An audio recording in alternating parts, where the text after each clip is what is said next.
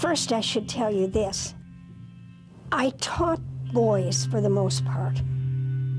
Anybody who misbehaved was sent back to the homeroom teacher, and they sat in the back of the room. So I always had a chorus in the back of the room.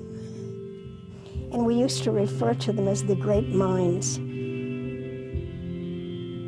I could see why they hadn't really gotten any further, because some of them really didn't hear well.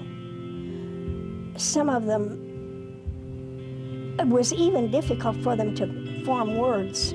It really worried me. You know, you worry about kids.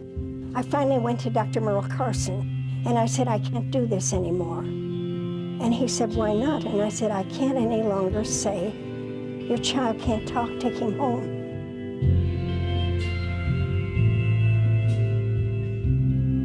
And he said to me, then you should start a clinic. And I thought, me start a clinic? I just came out of a convent. I have absolutely zilch money, and I don't know how I'm going to get money.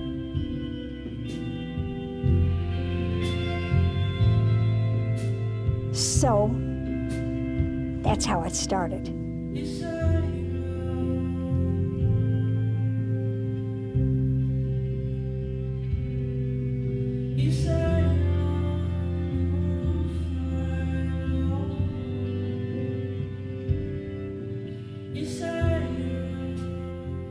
I think when we have no difficulties communicating, it's very hard to communicate.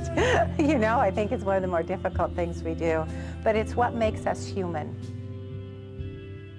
We provide care for both adults and children. The difference between treating adults and children is that adults usually come to us after suffering a loss, either through a trauma, disease, or a disorder process, like stroke, cancer, Parkinson's, or hearing loss.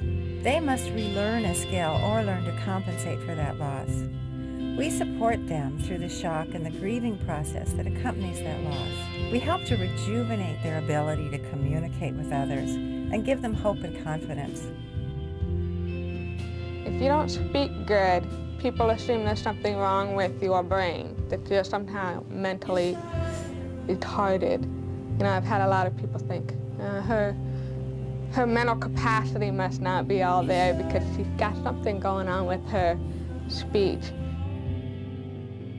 Well, you know what, it's really hard when you have, you know, a baby that you love instantly from birth, and you want to do everything you can to make them normal, to make them have a life where they can be happy, and they can fit in, and they can be loved, and have friends, and when you don't know if you're going to get that, and you get little glimpses a little bit at a time, it makes a big difference. It makes a big deal.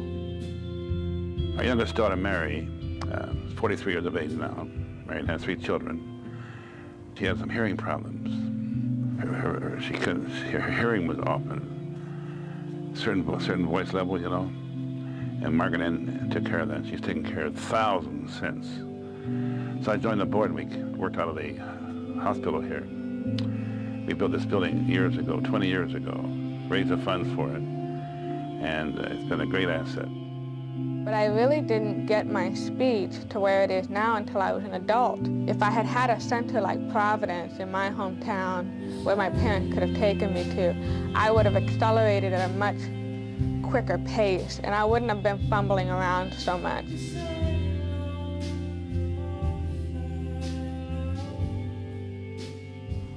Success has nothing to do with what you gained in life and what you accomplish for yourself. It's what you do for others that makes a difference, and that's what makes it count. And I think that any type of talent or any type of resources that I have, I'd like to share that with others. And there's no better place than doing it right here with Providence. Yes, I know.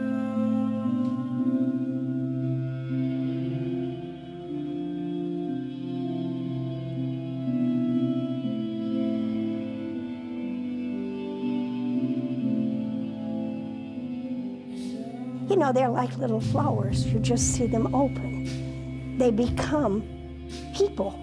We want each one of them to realize his dignity as a person and to become a useful citizen.